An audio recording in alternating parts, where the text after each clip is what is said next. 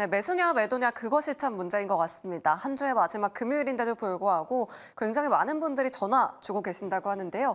내 종목 팔아야 할지 말아야 할지 고민되시는 분들 주저하지 마시고 저희한테 바로 연락 주시면 됩니다. 전화번호 02-2000-4919번이고요.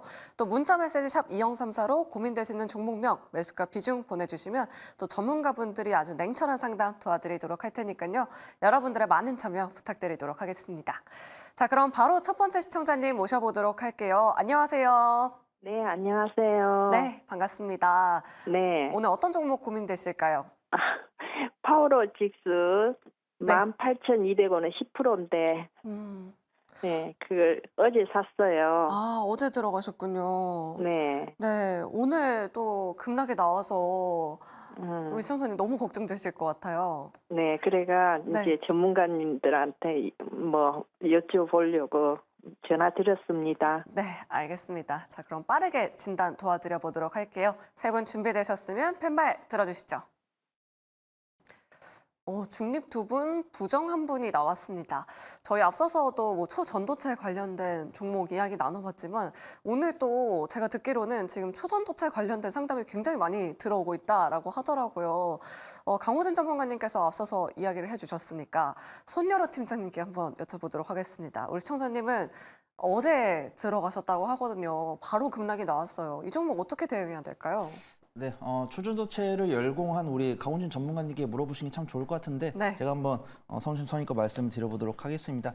우리 시청자분은 잘못이 없다라고 판단됩니다. 하지만 변동성이 너무 큰 종목에 접근을 하셨고 외국인과 기관이 뒤들어설지 그 누가 알겠습니까? 보통 우리가 일정적으로 접근을 할 때 보통 펀더멘탈은 내가 이 투자 포인트가 실패를 했다고 하더라도 올라올 수 있는 가능성을 말합니다. 근데 펀더멘탈이 없을 때는 더더욱더 안 올라갈 가능성이 높아지는 거죠. 그 다음에 일정이 있으면 다들 그 일정을 압니다. 근데 그 변동성이 작으면 거의 일정에 맞게 움직입니다. 하지만 변동성이 너무 크면 일정이고 뭐고 간에 그냥 팔고 싶으면 파는 겁니다. 그래서 지금 보면은 저 같아도 억울할 것 같습니다. 3월 4일 발표인데 지금 일정이 거의 2주 가까이 남았는데 뭐 한 3월 1일이나 뭐 2월 29일 팔지 왜 오늘 팔았을까요? 근데 과연 다음 주에 수급이 다시 안 들어올까? 이 부분은 좀 봐야 될 것 같습니다. 왜냐하면 다음 주에 뭐 경제지표 발표도 있고 FOMC 의원들 뭐 발언도 있고 FOMC 뭐 회의록이나 이런 것들이 있기 때문에 시장에 하방 압력을 주는 뉴스가 나온다고 하면은 다시 한 번 더 초전도체 수급이 들어올 수 있다라고 판단됩니다. 하지만 이런 것들은 제 예상이고 변동성이 크다는 거는 전문가의 예상을 벗어날 가능성이 상당히 높다라는 겁니다. 지금 보면은 오늘 뭐 초전도체 관련해서 악재는 단 하나도 없었습니다. 하지만 지금 초전도체를 쳐보면 관련 종목이 12개가 나오는데 모조리 다 외인의 매도세가 대부분 나오고 있습니다. LX 일렉트로닉 이런 종목이 이제 외국인이 사는 거죠. 초전도체 관련해서 테마주이긴 하지만 이제 전선이나 이런 실적이 있고요. 변동성이 크지 않기 때문에 외국인들은 아직까지는 이 종목을 사고 있는 겁니다. 근데 관련 종목들을 보면은 우리가 알만한 종목들 대부분 외국인의 매도가 나왔어요. 특히 변동성이 큰 대장급 종목들은 외국인과 기관의 매도가 나왔습니다. 그러면 철저하게 대응의 영역으로 가야 되는 겁니다. 우선은 비중이 10%이신 거는 천만 다행이다라고 판단이 되고 있고요. 제가 기술적 분석을 통해서 대응 전략을 좀 잡아드리겠지만 정말 좀 냉철하게 대응을 하셔야 된다. 그리고 좀 말씀을 드리도록 하겠습니다. 일단은 손절가는 제가 16,500원을 잡아드리는데 이 가격을 이탈한다고 해서 바로 매도를 하는 게 아닙니다. 이 16,500원을 이탈했을 때 4시간 안에 혹은 당일 종가로 올라오지 못하면 그때 손절을 하는 겁니다. 그 다음에 나는 뉴스를 잘 체크한다. 손 팀장이 말한 것처럼 다음 주 굵직굵직한 경제 뉴스가 있으니까 하방 압력이 나왔을 때 초전도체로 수급이 다시 들어오지 않을까? 나는 믿는다. 라고 하시면 5%만 정리를 하시는 거죠. 그 다음에 만약에 정말 다음 주 수요일까지 봤는데 하방 압력이 없으면 그때 조금 겸허하게 좀 대응을 해야 될 것 같습니다. 2차 손절가는 제가 15,500원을 잡아드리고요. 1차 목표가는 19,000원, 2차 목표가 2만 원을 잡고서 우리 시청자분을 위해서 하방 압력이 살포시 좀 나와주기를 좀 바라보도록 하겠습니다. 네, 알겠습니다. 손여러 팀장님이 구체적인 손절가와 1차 목표가, 2차 목표가까지 제시해 주셨으니까요. 우리 시청자님 잘 참고해 보시면 좋을 것 같습니다. 자, 그럼 계속해서 다음 시청자님 바로 만나보도록 할게요. 안녕하세요. 안녕하세요. 네, 반갑습니다. 오늘 네. 어떤 종목 고민되실까요?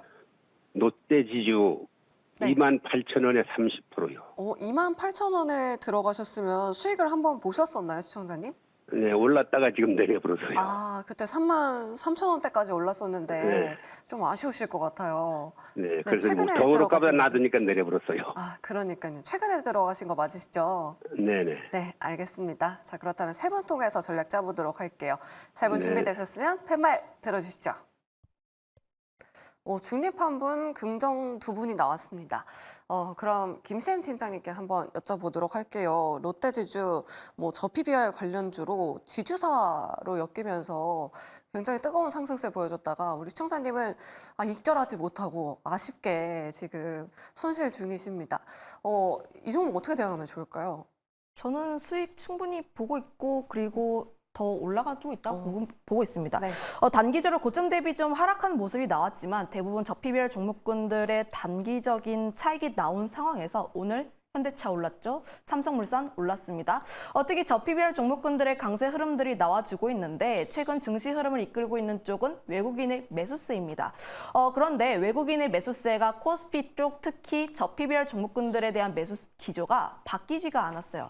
여전히 지금 시장에서 가장 중요하게 보고 있는 것이 저PBR 쪽이라고 보시면 좋을 것 같은데 거기다가 돼서 프로그램 순매수 상위 종목군들을 보면은 대부분 금융주라든지 2차 종목군들도 일부 있고 삼성물산, 금호석유, 현대차, 신한지주, 우리금융지주입니다. 즉 저PBR 종목군에 대한 관심이 계속해서 이어지고 있는 만큼 관련 종목군들 같은 경우에 지금 단기적으로 조정이 일부 나왔기 때문에 약간의 숨고르기를 하고 다시 한번 더 주가가 레벨업할 수 있는 그런 구간이라고 보시면 좋을 것 같다라고 판단을 하고 있고요. 다만 26일에 우리가 정말로 기대를 했던 밸류업 프로그램 정책이 나오는지 안 나오는지 여부는 우리가 조금 더 확인을 해볼 필요가 있습니다. 아무래도 지금 코스피 상단 뚫어주기 위해서 저PBR 쪽에서 굉장히 강력한 정책이 나와야 한다. 특히 강제성을 나올 만한 그런 내용이 나와야 하는데 그 우리가 기대했던 만큼의 내용이 나오지 않는다면 오히려 그때 차익이 나올 수가 있으니 밸류 프로그램 내용이 나오기 전에 일부 수익 실현하시는 게 맞지 않을까 이렇게 판단하고 있습니다. 네, 알겠습니다. 정부 정책이 나오기 전에 수익 실현을 좀 빨리 해보는 게 좋을 것 같다. 26일에 나오니까요. 우리 팀장님의 의견도 잘 참고해 보시면 좋을 것 같습니다. 그럼 강호진 전문가님께 중립 의견도 한번 들어보도록 할게요. 그래도 외국인의 수급이 지금 계속 꾸준히 잘 들어오고 있거든요. 바닥을 다지고 지금 좀 반등을 해주고 있는 것 같은데 중립 들어주신 이유가 있을까요? 주의해야 할 점이 있을까요? 네, 이제 앞서 말씀드렸던 대로 이제 26일 날 일정이 예정이 되어 있는데 그때까지는 변동성이 좀 살아있을 수는 있습니다. 근데 그 이유가 이제 미지수라는 거죠. 근데 이제 특히나 이런 지주사들 같은 경우에는 사실 저PBR에 관련돼서 포함되어 있는 건 맞지만 어떻게 보면 이제 자회사들 혹은 계열사들이 다 상장을 해 있던 부분이 있다면 당연히 디스카운트를 받는 거는 당연하다라고 생각을 합니다. 그래서 단순히 이 한 기업만 상장이 되어 있는데 그 기업이 저평가를 받고 있다라면 문제가 되겠지만 그 계열사 자회사들이 다 상장이 되어 있는데 똑같이 이 기업도 마찬가지로 1배 이상의 평가를 받아야 된다라고 한다면은 그거는 살짝 좀 의문이 드는 부분이긴 합니다. 그래서 어느 정도 감안을 하고 보시는 게 맞지 않을까라는 생각이 들고 결국에는 이런 지주사들 실적이 계열사들, 자회사들의 실적이 다 합쳐져서 지분 이익을 보는 거기 때문에 이제 그런 부분을 감안을 해야겠다라고 좀 말씀을 드리는 거고 그렇기 때문에 지금 워낙 이 또 주식시장에서 인식이라는 게 바뀌는 게 굉장히 좀 어렵습니다. 그래서 제약바이오도 한번 안 좋아진 이후로 빠르게 회복되지 못하고 있는 상태고 지주사나 이런 기업들도 보면은 장기간 하락세를 좀 보여왔습니다. 그래서 이거 단기간에 이미지 쇄신을 하는 건 좀 다 어려울 것 같고 만약에 그러려면은 정말 아까도 말씀드린 것처럼 정부의 강한 드라이브가 좀 있어야 되지 않을까라는 생각을 해봅니다. 그래서 그런 결과를 좀 지켜봐야 되기 때문에 좀 중립 의견을 드렸습니다. 근데 아까 말씀드린 대로 일단 단기적으로는 변동성이 좀 살아있을 수 있으니까 어느 정도 수익 기회가 나온다면 분할 매도 하시면서 챙겨가시는 걸 권장드리도록 하겠습니다. 그러니까요. 참 지주사들이 이렇게 급등했었던 적이 언제였는지 참 까마득합니다. 수익 날 때 챙겨가 보자라고 이렇게 의견 남겨주셨습니다. 자, 그럼 계속해서 다음 시청자님 바로 만나보도록 할게요. 안녕하세요. 네, 안녕하세요. 네, 반갑습니다. 오늘 어떤 종목 고민되실까요? SKI 태권을요. 네, 매수가랑 비중 어떻게 되실까요? 83,000원에 10%. 83,000원에 비중 10% 정도요. 우리 시청자님 목소리가 너무 안 좋으시네요. 네, 언제쯤 들어가셨을까요? 네, 좀 됐어요. 근데 그때 네. 이제 실적 때문에 그냥 갑자기 또 떨어져 버리더라고요. 네, 알겠습니다. 우리 시청자님 고민이 너무 많으신 것 같은데 그래도 오늘 셀 3사가 다 올라줘서 좀 긍정적인 분위기도 좀 예상을 해봅니다. 자, 그렇다면 세 분 통해서 전략 짜보도록 할게요. 세 분 준비되셨으면 팻말 들어주시죠. 네. 아쉽게도 또 올중님이 나왔네요. 그러면 손유로 팀장님께 여쭤보도록 하겠습니다. SK 아이테크놀로지 중립 들어주신 이유가 있을까요? 우리 시청자님 목소리가 너무 안 좋으신데요. 오늘 그래도 또 배터리 셀 3사가 동반해서 좀 다 올라줘서 이 분위기 타고 다음 주까지 갈 수 있지 않을까 이런 희망도 가져보는데. 네, 그럼 긍정 같은 중립 이야기를 좀 드리도록 하겠습니다. 네. 우선 이 SK 아이테크놀로지를 중장기적인 관점으로 보유하겠다고 하시면 상관없겠지만 이 SK 아이테크놀로지 아니더라도 좀 단기 수익 관점으로 수익 볼 수 있는 종목이 충분히 많기 때문에 중립을 드린 겁니다.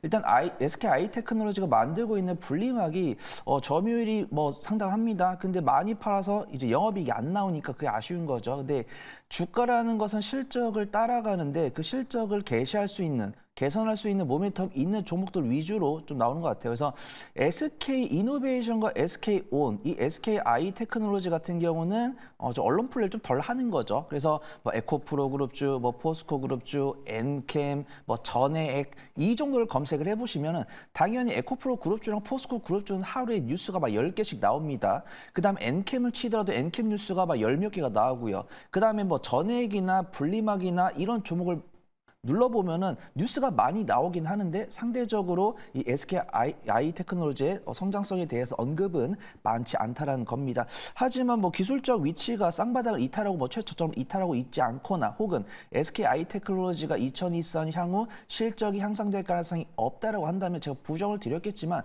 2차 전지에 대한 투심도 상당히 강하고 분리막 입장에서 SK 아이테크놀로지만한 기업이 없기 때문에 영업이익률은 좀 나오지 않겠지만 매출액은 증가하면서 어떤 QA 확대에 따른 수혜가 있지 않을까 그렇게 판단됩니다. 충분히 좀 2차전지 관련 종목들 분위기가 좋고 수급 동향도 좋기 때문에 저는 긍정적으로 보고 있지만 투자는 수익을 보는 것도 중요하지만 빨리 수익을 보는 것도 중요합니다. 그래서 뭐 SK 아이테크놀로지 중장기적으로 들고 가겠다라고 하시면 말려드릴 생각 없지만 2차전지 중에서는 SK 아이테크놀로지뿐만 아니라 다른 종목으로도 충분히 빠르게 수익을 낼 수 있는 종목이 많다. 그 말씀을 드리도록 하겠습니다. 수급 동향 최근 외국인 투자가 더 순매수 들어오고 있고 오늘 기관 순매수 들어오고 있기 때문에 이 바닥권 다진 다음에 우상향은 지속적으로 할 것이다라고 판단되고 있고요. 이 종목이 어디까지 갈지는 앞으로 이 전액 분리막에 대한 관심 그다음에 그 관심을 받기 위해서 SK 그룹주들이 나오는 언론 플레이 그런 것도 좀 중요할 것 같다. 좀 말씀을 드리도록 하겠습니다. 손절가는 제가 65,000원 잡아드리고요. 1차 목표가는 8만 원, 2차 목표가는 9만 원, 일단 3차 목표가는 제가 9만 5천 원까지 말씀을 드리겠습니다. 만약에 제가 자리를 떠난 다음에 제가 말씀드린 대로 언론 플레이가 많이 나와서 드라이빙이 걸리면 9만 5천 원까지 보셔도 된다라고 판단되고 있고요. 뭐 한 달 지나고 두 달 지나고 석 달 지나고 다른 종목들 다 강세를 보이고 있는데 SK 아이테크놀로지 지지부진하다라고 판단되시면은 좀 약선 실권에서 꺼내신 다음에 다른 종목으로 스위칭해 보시는 게 좋을 것 같습니다. 네, 알겠습니다. 우리 시청자님 힘드시겠지만 힘내시길 바라겠습니다. 자, 이렇게 SK IET 상담 도와드렸고요. 다음 시청자님 바로 만나보도록 할게요. 안녕하세요. 네, 안녕하세요. 네, 반갑습니다. 네, 반갑습니다. 네. 오브젠이고요. 네, 34,100원에 15% 보유 중인데 네. 저점에서 움직이는데 신규 상장주라 어떻게 해야 될지를 모르겠어요. 네, 알겠습니다. 네. 좀 가지고 계신 지는 꽤 되신 것 같아요, 시청자님. 네, 한참 됐어요. 더 위의 가격에서 추가 매수 계속 하다가 이 가격까지 낮춰놨는데 저점이 어딘지 모르겠네. 네. 그러니까요. 7월부터 지금 10월까지 계속 빠졌는데 아마 그때 네. 또 물타기를 하신 것 같아요. 네, 네. 네, 그렇다면 세 분 통해서 전략 짜보도록 하겠습니다. 세 분 준비되셨으면 팻말 들어주시죠. 부정 1분, 중립 2분이 나왔습니다. 김시은 팀장님께 한번 여쭤보도록 할게요. 부정을 들어주셨는데, 뭐, 뉴스를 보니까, 사실 실적도 조금 아쉬운 것 같고, 뭐, 신규 상장주이다 보니까, 뭐 라고 물량도 있을 것 같고, 어떻게 평가하시겠어요? 지금 뭐 오보젠 같은 경우 굉장히 마음이 아프시겠지만 네. 좀 하락 부분이 굉장히 큽니다. 수익 좀 상장 이후에 계속 하락 추세가 나와주고 있는데 물론 증권가 쪽에서 실적 상승에 대한 기대감도 일부 있긴 하나 아직까지 지금 하락 추세가 멈추지 않았다는 측면에서 보면 지금 추가 매수에 대한 부분은 조금 보류할 필요가 있지 않을까라고 보여지고 있고요. 물론 지금 굉장히 큰 손실분을 보고 있기 때문에 여기서 비중을 확대를 하면 평단가가 낮아지고 그리고 탈출할 수 있는 기회가 조금 더 커지는 것은 사실이긴 합니다만 그럼에도 불구하고 좀 리스크가 굉장히 크다라고 보여지고 있습니다. 지금 120선 이평선이라고 할 수 있는 26,000원 라인대에 좀 어느 정도 매물대가 좀 강하게 있는 것으로 보여지고 있어서 지금 이 라인대에 좀 단기적으로 매물벽에 부딪힐 확률이 높다 보니 지금 26,000원 라인대까지 오면 어느 정도 비중 조절은 하실 필요가 있다라는 좀 보수적인 의견 드려보도록 하겠습니다. 네, 알겠습니다. 비중 조절이 필요할 것 같다라고 이렇게 말씀해 주셨으니까요. 우리 시청자님 잘 참고해 보시면 좋을 것 같습니다. 자, 저희 문자 메시지 그리고 유튜브 채팅창에도 굉장히 많은 분들이 또 종목 고민 남겨주고 계십니다. 오늘은 어떤 문자가 들어왔을지 지금 바로 만나보시죠. 네, 스피드 문자 상담으로 이어가 보도록 하겠습니다. 오늘도 많은 분들이 문자 보내주셨는데요. 일단 8799님 그리고 5235님은 각각 효성중공업 그리고 이수페타시스를 들고 계시는데 두 분 다 비중이 30%로 꽤 높습니다. 그런데 두 분 다 추가 매수가 가능한지 여쭤보시는데 이수 같은 경우에는 어제 실적 쇼크를 발표했죠. 그러고 나서 어제 오늘 주가가 음봉을 보이고 있는데 과연 비중 확대가 괜찮은 전략일지 저희가 잠시 뒤에 대응 전략 만들어 보도록 하겠습니다. 그리고 7747님의 이구산업 같은 경우에는 초전도체 관련주로도 묶이는 종목이었죠. 오늘 매수하셨다고 합니다. 오늘 매수했는데 급등했다가 음봉 마감했습니다. 그래서 오늘 오를 수 있을지 여쭤보시네요. 또 시세가 나올 수 있을지 잠시 뒤에 저희가 상담 들어보도록 하겠습니다. 네 번째 종목인 0646님의 삼성물산입니다. 14만 8천 원에 비중은 3%로 조금 작으신데 3년 전에 매수하셨다고 합니다. 정말 오래 기다리셨는데 최근에 주가 상승이 정말 가파르게 나오고 있죠. 과연 수익을 더 보실 수 있을지 저희가 한번 들어보도록 하겠습니다. 네, 오늘의 스피드 문자 상담은 손여로 팀장님께 바로 들어보도록 할게요. 네, 짧게 시작을 해보도록 하겠습니다. 효성중공업 같은 경우는 전력설비 관련 기업이다라고 아시면 좋을 것 같고요. 이 효성중공업을 보면서 HD 현대일렉트릭이 생각이 나더라고요. 그래서 시청자분께서 만약에 방송을 보고 계신다고 하면은 효성중공업과 HD 현대일렉트릭의 차트랑 실적을 좀 비교해 보시면 좋을 것 같습니다. 일단 효성중공업과 HD 현대일렉트릭 같은 경우는 작년에 엄청난 수주를 바탕으로 해서 2023년 상반기에 정말 엄청난 실적을 보여주었습니다. 하지만 안타깝게도 하반기에 조금 궤가 갈리는 모습입니다. 그래서 HD현대일렉트릭은 이렇게 횡보 위에 추가 상승 나오는 모습을 보여주고 있는데 그 이유는 아무래도 하반기까지도 실적 기조가 이어졌기 때문이다라고 보시면 좋을 것 같고요. 효성중공업은 안타깝게도 상반기에 정말 잘했지만 하반기에는 HD현대일렉트릭보다 다소 좀 못한 것이 같은 업무를 영위하는 기업인데 주가 움직임이 왜 달랐을까 이 부분을 좀 보시면 좋을 것 같습니다. 일단 현대일렉트릭, 효성중공업 같은 경우는 마치 인프라 투자 관련들이 이제 북미나 유럽에서 꾸준하게 실적이 나올 것이기 때문에 너무 염려할 필요는 없다라고 판단되고 있지만 1등주가 무엇인지 알았기 때문에 효성중공업의 미련을 갖고 중장기를 끌고 가기보다는 내가 1등주를 확인했으니까 효성중공업을 안전하게 청산한 다음에 1등주로 다시 빠져나오시는 게 좋을 것 같습니다. 매수가가 19만 원인데 굳이 손절 필요는 없다라고 판단되고 있고요. 제 손절가는 15만 4천 원 잡아드리고요. 1차 목표가는 20만 원, 2차 목표가는 22만 원 잡고서 매도하시면서 HD 현대일렉트릭을 살지 아니면 다른 종목 살지 고민을 해보시면 좋을 것 같습니다. 추가 매수 의견은 드리지 않도록 하겠습니다. 그다음 두 번째 종목 좀 보도록 하겠습니다. 두 번째 종목 이수페타시스고요. 엔비디아 관련해서 유통업을 영위하고 있기 때문에 관련 종목이다라고 할 수 있겠습니다. 근데 매출 비중이 높지 않다는 것은 아셨을 거예요. 엔비디아랑 관련이 있지 엔비디아의 모든 물량을 다 국내로 유통을 하는 것은 아니기 때문에 엔비디아 관련주이지만 엔비디아랑 실적이 동일하게 가진 않는다. 그 부분을 좀 아셨으면 좋겠습니다. 그래서 어제 실적 발표했는데 영업이익이 50% 조금 훼손되는 모습 보여줬지만 반도체 업황을 고려한다고 하면 그런 실적은 좀 충분히 나올 수 있다고 판단되고 있고요. 다행인 점은 그런 실적을 발표하더라도 지지권 이탈이라든가 급락은 나오지 않았다는 겁니다. 수급동을 본다고 하면 오늘 외국인과 기관의 강한 순매도가 나왔는데 오늘 반도체 관련, 반도체 중소형에서 매도세가 안 나온 종목이 없기 때문에 충분히 좀 그런 부분은 감안할 수 있다라고 판단되고 있고요. 비중이 30%이시기 때문에 당연히 추가 매수 의견은 드리지 않도록 하겠습니다. 손절가는 제가 26,000원 말씀드리고요. 1차 목표가는 34,000원, 2차 목표가는 38,000원 잡고서 엔비디아 실적 발표 보시면서 조금 보수적으로 대응을 해보시는 게 좋을 것 같습니다. 세 번째 종목 이구산업입니다. 일단 저도 이구산업이 추중체 관련 종목으로 분류가 되어 있다는 사실을 얼마 전에 알았는데요.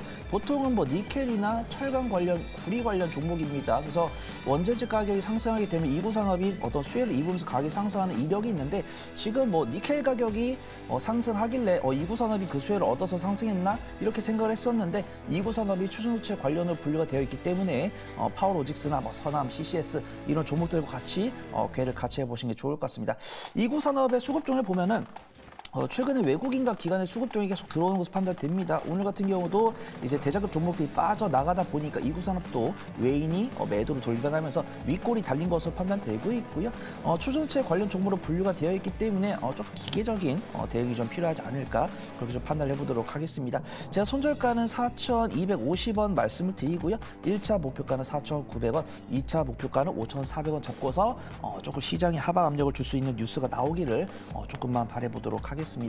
마지막으로 삼성물산을 볼 건데요. 3년 정도 보유하셨고 비중 작으시고 수익 중이시기 때문에 뭐 길게 말씀드릴 필요 없을 것 같습니다. 다만 아쉬운 거는 삼성물산이 유보율이 15만%에도 불구하고 15만 %임에도 불구하고 배당을 1.8%가량밖에 주지 않았다는 겁니다. 근데 이번에 주주환원 정책 이야기가 나오고 있기 때문에 환원율이 이제 배당 수익률이 올라갈 수도 있습니다. 근데 아직 배당 수익률 관련해서 뉴스가 보이지 않는데 자사주 소각 뉴스가 있습니다. 지금 삼성물산 같은 경우는 주식이 약 한 이게 100천 거의 한 1조 8천억 정도 있다고 이제 그 정도 있다고 하는데 이제 소각을 780만 주씩 3년을 한다고 합니다. 그럼 제가 계산했을 때 나의 주식 보유 가치가 10% 늘어난다 이렇게 좀 단순하게 계산할 수 있는데요.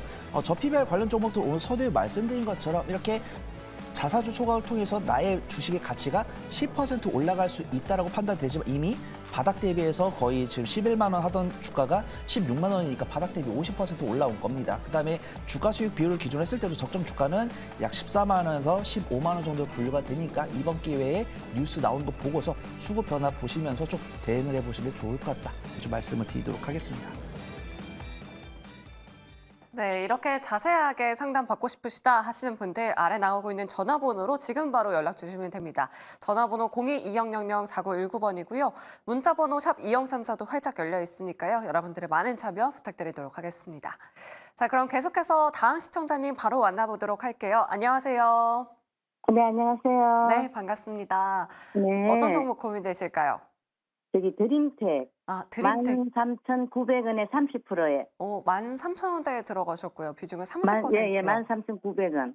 네. 오늘 좀 하락이 깊어서 걱정 많이 되실 것 같아요, 시청자님. 네. 네, 알겠습니다. 그럼 매수해야 할지 매도해야 할지 세 분 통해서 팻말 네네. 들어보도록 할게요. 세 분 준비되셨으면 팻말 들어주시죠.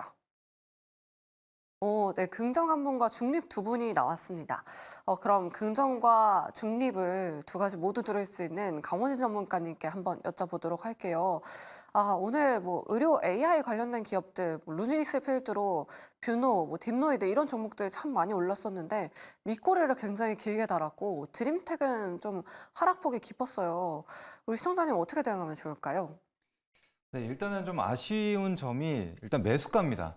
제가 이 선을 좀 그어놨는데 이게 드림텍의 주봉입니다. 그런데 지금 보시면은 이 박스권이 형성이 되어 있는 게 확인이 되거든요. 하단으로는 대략적으로 한 8,700원 정도, 그다음에 이제 상단으로는 딱 14,000원 정도가 형성이 되는데 이 매수가가 13,900원이잖아요. 그래서 딱 이 박스권 상단에서 걸리는 자리에서 매수를 하셨다라는 점이 상당히 좀 아쉽습니다. 그래서 지금 당장 반등이 나오더라도 사실 이 물량을 다 소화하고 올릴지는 확신을 할 수 없는 그런 자리라고 일단 보여지기 때문에 중립 의견을 드렸습니다. 그래서 일단 그런 기술적인 측면은 좀 참고를 해주시면 되겠고, 일단 최근에 뭐 긍정적인 내용들은 좀 많이 나오고 있습니다. 뭐 핸드폰, 스마트폰 같은 경우에도 출하량이 좀 부진했었는데 다시금 좀 살아나고 있는 그런 상황이기 때문에 뭐 휴대폰 부품 관련해서 어느 정도 좀 회복이 될 것이다라는 얘기도 나오고 있고, 그다음에 최근에 또 이슈가 있었던 로봇 관련돼서 이슈가 굉장히 많았는데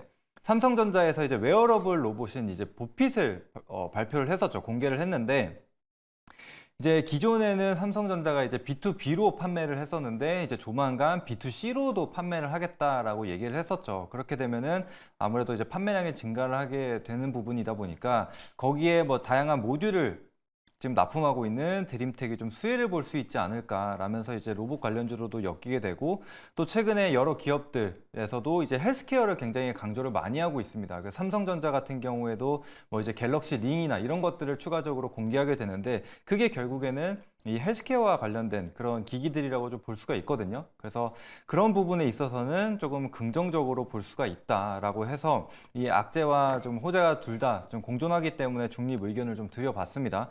그래서 일단은 지금 당장 뭔가 대응을 하기에는 사실 좀 어려운 상황인 것 같습니다. 일단은 거래량이 없이 계속적으로 하락세를 좀 보여주고 있기 때문에 지금 당장 뭔가 물타기를 하거나 그런 추가 매수, 그러니까 비중을 확대하기에는 좀 어려운 상황이라고 좀 보여지고, 그래서 저점을 확인하는 게 굉장히 중요할 것 같습니다. 확실하게 거래량이 없이, 거래량이 완벽하게 마른 구간에서 변곡점이 나타난다. 그 이후로 양봉 혹은 이제 추가적으로 캔들 몸통이 올라가게 되면서 거래량이 좀 늘어난다라고 하면은 어느 정도 변곡점 시그널이라고 볼 수가 있거든요. 그래서 그런 시점에 좀 추가 매수를 해서 평단가를 낮춘 다음에 다시 한번 박스권 상단에 왔을 경우에는 그때 이제 비중 추가를 하게 되면 평단이 낮아지기 때문에 수익권이겠죠. 그러면 다시 추가 매수했었던 비중만큼은 축소하고 돌파 여부를 체크하면서 대응해 나가는 게 맞을 것 같습니다. 그래서 그렇게 네. 참고하시면 될 것 같아요. 네, 알겠습니다. 이렇게 긍정과 부정 의견 모두 드렸으니까요. 우리 시청자님 잘 참고해 보시길 바라겠습니다. 자, 계속해서 다음 시청자님 바로 만나보도록 하겠습니다. 안녕하세요. 네, 안녕하세요. 네, 오늘 어떤 종목 고민되실까요, 시청자님? 네, SK 하이닉스요. 13만 5천 원에 30%를 샀어요. 그런데 내년까지 가지고 가도 될란가 물어보려고요. 아, 네, 장기적으로 보유해도 될지가 고민이신 거죠? 네. 네, 알겠습니다. 그럼 세 분 통해서 팻말로 먼저 알아보도록 할게요. 세 분 준비되셨으면 팻말 네. 들어주시죠. 네, 역시나 올긍정 나왔습니다. SK 하이닉스는 시은 팀장님께 한번 여쭤보도록 할게요. 외국인 수급도 잘 들어오고 있고, 뭐 장기적으로 가져가 봐도 될지에 대해서 궁금하신 것 같은데, 팀장님 어떤 의견 주시겠어요? 뭐 어딜 가서 물어도 네. SK하이닉스 같은 경우는 굉장한 O 의견, 긍정 의견을 드릴 수밖에 없어요. 특히 지금 시청자분 같은 경우는 13만 5천 라인대 매수 단가도 굉장히 좋습니다. 지금 뭐 특히 지지선 저항선 라인대라고 할 수 있는 13만 5천 라인대에서 좀 매수를 한 부분이 있기 때문에 눌리더라도 이 라인대에선 좀 지지가 나올 가능성이 굉장히 크다라고 보시면 좋을 것 같고요. 특히 모멘텀적인 측면을 보더라도 앞으로 SK하이닉스 같은 경우에는 앞으로 성장할 수밖에 없는 여지가 굉장히 많다라고 보여지고 있습니다. 최근 HBM 이야기가 나오고 있는데 계속 HBM 쪽에서 수익이 계속 나와주고 있고요. 현재 삼성전자와 SK하이닉스 사이에서 HBM 간의 주도권 경쟁을 하고 있는데 저는 삼성전자가 이렇게 애를 쓰고 지난 9월부터 HBM에 굉장히 많은 투자를 하겠다 이야기를 해도 SK하이닉스의 점유율을 뺏어오지 못하고 있어요. 특히 최신 제품이라고 할 수 있는 HBM3 같은 경우가 SK하이닉스의 점유율이 약 90%입니다. 지금 HBM 쪽에선 SK하이닉스가 굉장히 큰 우위를 차지를 하고 있기 때문에 결국 지금 AI 시대로 도래하는 부분에 있어서 SK하이닉스 같은 경우는 결국 수혜를 받을 수밖에 없고 특히 뭐 엔비디아뿐만 아니라 뭐 오픈 AI도 반도체 칩 만들겠다 하죠. 뭐 메타라든지 굉장히 다양한 빅테크 기업들이 자체 AI 칩을 만들려고 합니다. 그러면 결국 엔비디아에 대한 수혜뿐만 아니라 결국 HBM 특히 SK하이닉스 쪽으로도 수혜가 굉장히 크게 나올 수가 있는 부분이다 보니 지금 걱정할 필요가 없으실 것 같아요. 지금 계속 홀딩 전략 계속 끌고 가시면 좋을 것 같습니다. 네, 알겠습니다. SK하이닉스 세 분 모두 올긍정 남겨주셨으니까요. 상반기, 하반기 그리고 내년까지도 충분히 들고 가셔도 좋다라는 의견 이렇게 남겨드리도록 하겠습니다. 자, 그럼 계속해서 다음 시청자님 바로 만나보도록 하겠습니다. 안녕하세요. 네, 시청자님 안녕하세요. 네. 여보세요? 네, 시청자님 안녕하세요. 예. 네, 오늘 어떤 종목 고민되실까요? 저 KH바텍이요. KH바텍 매수가랑 비중 어떻게 되실까요? 29,000원. 네. 자, 30%. 아, 29,000원대면은 2만. 아, 혹시 그때 삼성 폴더블폰 이야기 나올 때 들어가셨나 네, 봐요. 예.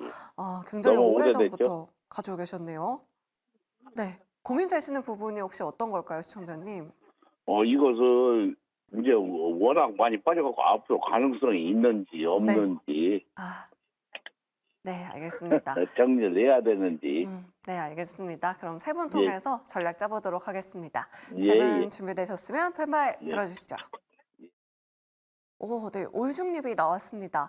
아, 사실 저는 긍정적인 의견도 조금 예상을 했는데 손여러 팀장님께 여쭤보도록 할게요. KH바텍 뭐 삼성 폴더블폰으로 그동안 움직였었는데 뭐 이제 애플도 폴더블폰을 만든다고 하잖아요.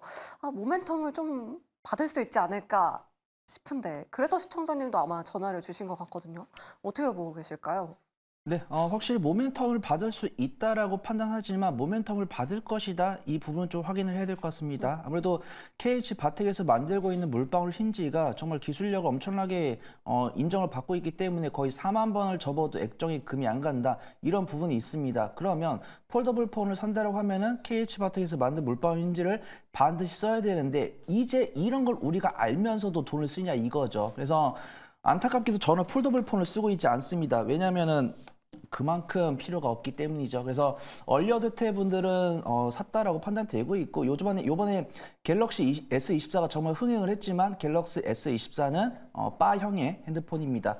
그 다음에 지금 폴더블폰이나 Z 플립의 판매 추이를 본다고 하면은 가격은 비쌉니다. 근데 판매 추이는 조금씩 줄어들고 있기 때문에 KH바텍 같은 경우는 실적을 보면은 매출액과 영업이익, 뭐 당기순이익 이런 게 견조합니다. 하지만 회수는 안 되고 있는데 이제 정체하고 있는 거죠. 근데 리포트를 보면은 판매 대수는 감소하고 있다고 합니다. 그러면 폴더블폰이 일반 바형의 핸드폰보다 조금 더 비싸기 때문에 이 바형 핸드폰을 100대 팔 거를 80대만 팔아도 유사한 실적이 나오고 있기 때문에 KH바텍 같은 경우는 안정적인 실적을 보유하고 있지만 이게 정말 성장 모멘텀이 있는지는 좀 체크를 해봐야 되고 KH바텍의 이 물방울 힌지에 대한 성장성은 제가 의심을 하지 않는다 그렇게 판단합니다. 그 다음에 증권사 리포트를 봐더라도 일단 메탈 케이스까지는 이야기가 나오고 있어요. 그 다음에 우리의 바람대로 애플에서 이 폴더블폰을 만들 때 이 KH바텍의 물방울 힌지를 채택해준다 이런 뉴스가 나온다고 하면은 KH바텍이 좀 반등이 나올 수 있지 않을까 그렇게 판단해 보도록 하겠습니다.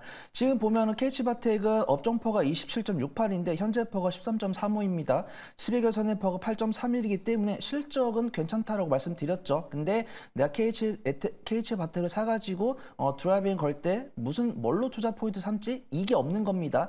배당도 2.14% 주고 있기 때문에 중장기적인 보유에는 문제는 없지만 그렇게 크게 재미있는 종목은 아니다. 좀 말씀을 드려보도록 하겠습니다. 손절가는 제가 11,500원 설정을 해드리고요. 1차 목표가는 22,000원, 2차 목표가는 27,000원 잡으신 다음에 제가 이 자리 떠나고 갑자기 KH바텍이 애플이랑 계약을 한다. 그 뉴스가 나오면 좀 드라이빙을 걸어보시고 이런 뉴스가 안 나온다고 하면 조금씩 기다리시다가 이런 모멘텀 나왔을 때 조금씩 비중 줄이셔가지고 다른 종목으로 스위칭 해보시는 게 좋을 것 같습니다. 네, 알겠습니다. 애플과의 협업 뉴스 나올지 계속해서 체크해보면서 1차 목표가, 2차 목표가까지 꼼꼼하게 확인해보시면 좋을 것 같습니다. 자, 그럼 계속해서 문자 상담 어떤 문자 들어왔는지 지금 바로 만나보시죠. 두 번째 스피드 문자 상담으로 넘어왔습니다. 셀트리온 들고 계시는 5790님이십니다. 매수가가 192,000원대인데 최근에 정말 주가가 지지부진하죠. 과연 매수가까지 올 수 있을지 잠시 뒤에 꼭 들어보시기 바라겠고요. 우리 1813님은 LS 머티리얼즈 갖고 계십니다. 매수가가 3만 원대면은 최근에 들어가신 것 같은데 과연 바닥 잡은 건지 아니면 더 조정 받을지 한번 잠시 뒤에 전략 만들어 보도록 할게요. 그리고 2590님의 TFE 같은 경우에는 반도체 후공정 관련주네요. 여기저기서 좋다고 하는데 힘없이 자꾸 흘러내린다고 말씀하고 계십니다. 과연 주가가 힘내줄 수 있을지 잠시 뒤에 전망 한번 들어보도록 할게요. 네 번째 종목인 4561님의 강원에너지. 매수가가 34,000원대면은 꽤 오래 들고 계셨나 봐요. 비중도 꽤 높으신데 강원에너지 또 과연 반등해줄 수 있을지 진단 부탁드립니다. 라고 하셨습니다. 저희가 또 전략 자세하게 만들어 드릴 텐데요. 오늘의 두 번째 스피드 문자 상담은 강호진 전문가님께 지금 바로 들어보도록 할게요. 네, 일단 뭐 셀트리온 먼저 말씀드리도록 하겠습니다. 자, 셀트리온 같은 경우에 잘 아시겠지만 뭐 램시마나 유플라이마 이런 그 대표 제품이 있는데 그 제품들이 점유율을 계속적으로 확대를 시켜가면서 안정적으로 매출이 나오고 있는 상태입니다. 근데 이제 추가적으로 미국에 이제 램시마가 승인 허가를 받았죠. 그래서 2월에 이제 이번 달에 출시가 돼서 본격적으로 판매가 될 예정이기 때문에 그런 바이오시밀러 약품이 점유율이 계속적으로 확대가 되고 또 미국 시장에서 판매가 되면 당연히 실적 증가에 대한 도움도 있을 거라고 좀 보고 있습니다.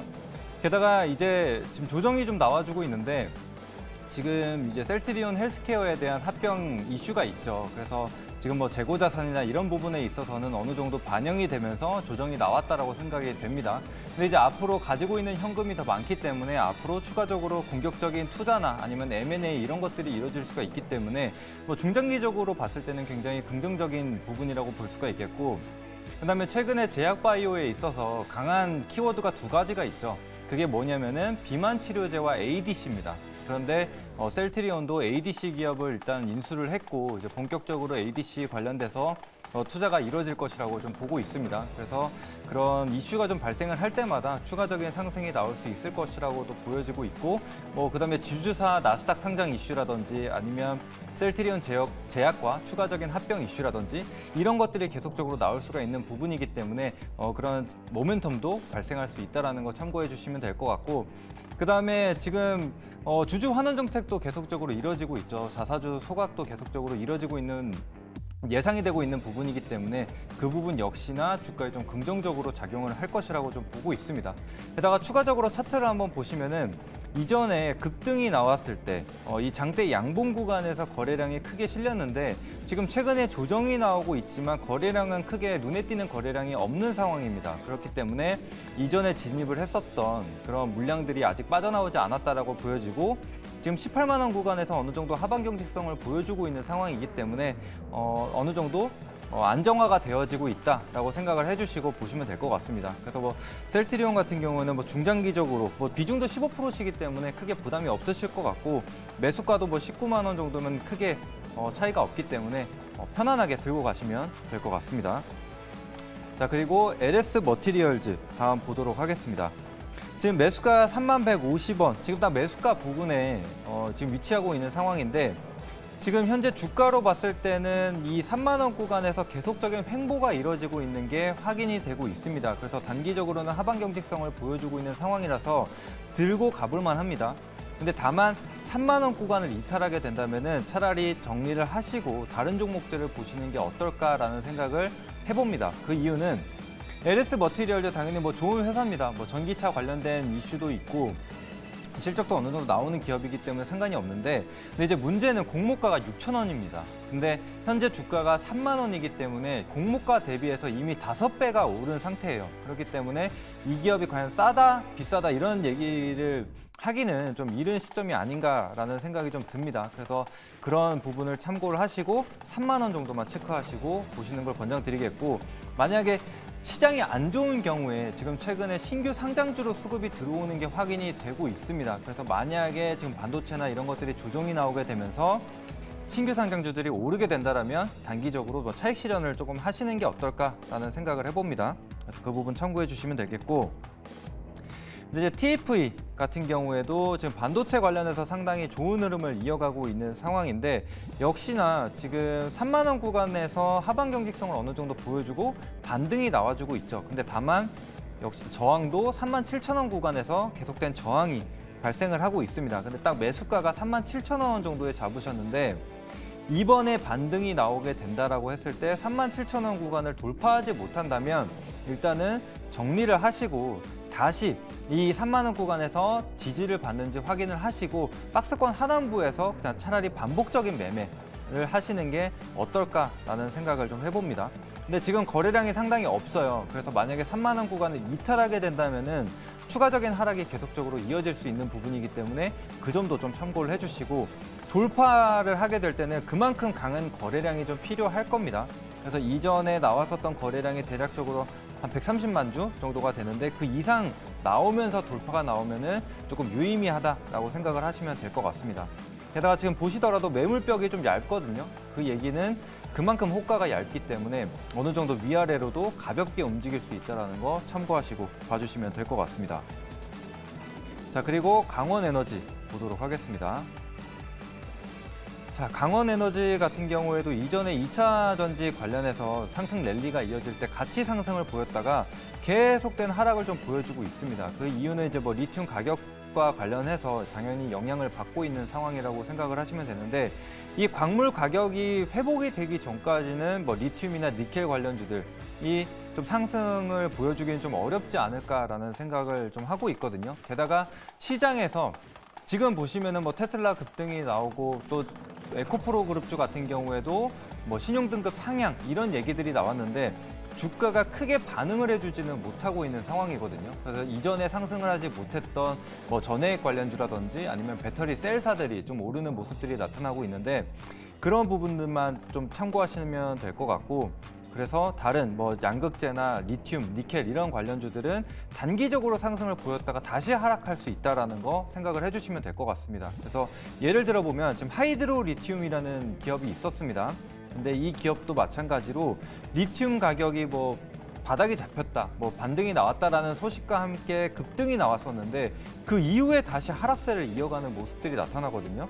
그래서 강원에너지도 마찬가지로 단기적인 반등을 좀 보여주다가 다시 저항을 맞고 떨어질 수 있는 자리라고 생각을 해주시면 될 것 같습니다. 그래서 지금 뚜렷하게 추세 전환이 이뤄졌다, 아니 뭐 이런 턴어라운드에 대한 시그널이 나타났다라고 판단하기는 어려운 상황이기 때문에 그 점 유의하시고 지금은 한 60일선 정도 지지 돌파 여부를 체크하시고 가시면 될 것 같습니다.